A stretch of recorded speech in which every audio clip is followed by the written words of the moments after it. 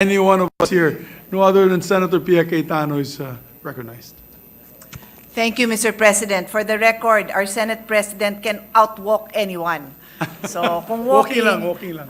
Until midnight, hindi ho yan magpapatigil because I've experienced many official trips where we walk home, which is a great part of our experiences together. Anyway, Mr. President, it is my honor to stand before all of you today to co-sponsor Senate Resolution number 857, otherwise known as a resolution congratulating the FIBA for the successful hosting of the 2023 FIBA Basketball World Cup.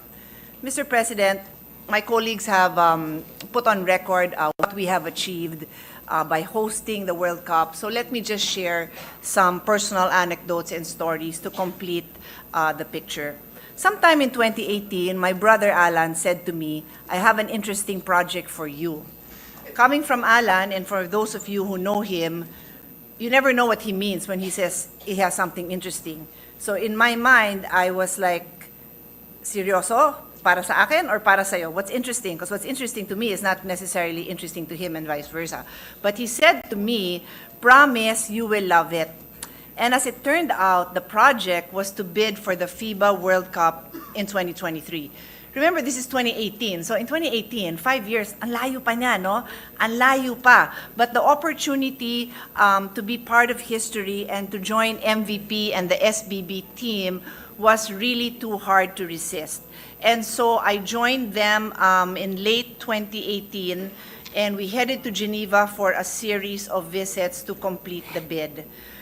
So with us, there was not a very big group, but of course the founder and chairman emeritus MVP was there, President Al Panlilio. In my first trip, Senator Sonny Angara wasn't with us, but he was in the second trip where the official bid was made. And it was an interesting experience for me because I was able to use my experience as a world parliamentarian. We actually made the bid with co-hosts Indonesia and Japan, and our counterpart in Indonesia was actually a member of parliament. And so we also had the opportunity to have many exchanges, and he continues to be a friend to this day. And so on that fateful day, we made our bid with our co-hosts, Indonesia and Japan. We made our pitch, and then we had to wait. And the waiting was intense. If you recall, we were in the cafeteria. I think MVP was in and out of the important meetings, and then we had lunch, and then we waited, and we ate snacks, and we waited, and we ate more snacks, and we waited. And finally, we were called to hear the announcement. Well, the rest is history. Obviously, we won the bid. We were extremely elated. We were so happy. I mean, this is really something that I really had the honor to be a part of over the last few months. But clearly, MVP and the SBP group had really been working on this for already many years. So fast forward, and the photo that you see now is fast forward to 5 years later in 2023. And I believe this was the hosting in Taguig when the, was it the team managers came to the bid, no, for the draw? For the draw, the first night? Yeah, anyway. So this was the first night. So fast forward 5 years, here we are. And my colleagues have recounted the thrill of watching the games. It was a thrill for me as well. I belong to a basketball family. Everyone in my family, all the men, actually, to be clear, the men in my family play basketball. I play basketball, but this is the one sport that my brothers are actually better than me. I submit. But it was an amazing experience. The photo that you see on the right is my brother Ren, who is a varsity basketball player, and his son, who is also starting to shoot balls as well. And this just illustrates how basketball brings together families, communities, the whole country. In the other photo, the Senate President was probably busy with other people, but in the photo with me is his daughter, and we watched the games together. So sports really gives families an opportunity to be together, to bond, to cheer for their team. And like I always say, Mr. President, when we encounter challenges in our own country or in the region, there's one thing that unites us, and it's sports. It's the one time that we can all rally together and set aside the differences we have and be united. So I am such a believer, Mr. President, of what sports can do for our country. According to a news article, the effect of the hosting created an economic impact of 17.8 billion, 1.5 billion cumulative viewers on TV and live streaming, and 1.9 billion worth of media value for Manila as the host city. The Philippines recorded a record-breaking crowd of 38,115 fans during the opening ceremony, which I was happily a part of at the Philippine Arena, and this beat the previous record of 32,616 in 1994 World Cup in Canada. But Mr. President, I'd also like to focus on the unseen effects of the hosting of the World Cup. I have always believed that sports is a great equalizer. I've spoken about it many times. It gives young people the opportunity to discover their talents and change their future.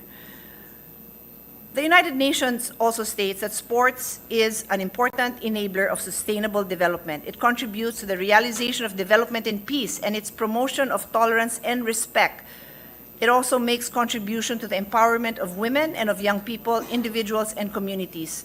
Mr. President, as chairman of our Committee on Sustainable Development Goals, Innovation, and Futures Thinking, I need to emphasize that by hosting the World Cup, we create interest in being healthy. We create a desire to be able to move, if not like the athletes, maybe 5% of the way the athletes move. So it contributes to SDG 3 on good health.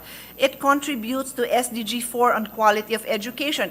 Many players will share their story that despite family problems, despite difficulties in school, one reason that they wanted to go to school was to play their sport. And many of them have gone on to finish college, to become successful entrepreneurs because of sports, but which then enabled them to complete their education. SDG 5 on gender equality. Although the hosting was for the World Cup men's edition, I'm sure the SBP will be more than happy to continue hosting more events for women as well. We actually had the 3-on-3, right, which included women, right? Yeah, so there are many opportunities for women as well.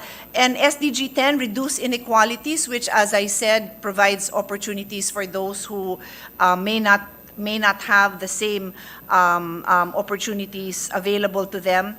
And SDG 16, peace, justice, and strong institutions. Mr. President, as a former student athlete, and a national athlete, I personally believe in sports transforming lives and communities. I thank MVP and the entire SBP group for putting the Philippines on the map as a World Cup host. This opens the door for many more hosting opportunities. It opens up tourism, creates jobs, and promotes our country. I wish I was at liberty to say which is the next World Cup hosting that we hope to have the privilege of doing, but that will have to wait for another time when the timing is right. So on that note, Mr. President, I end by thanking once again the FIBA Local Organizing Committee, of course that's SBP, and all the government agencies in the private sectors for successfully hosting of the FIBA Basketball World Cup. Thank you, Mr. President. Thank you very much, our distinguished colleague, Senator Pia Cayetano. My walking partner, my late-night walking partner. Majority Leader. Thank you very much, Mr. President. Mr. President,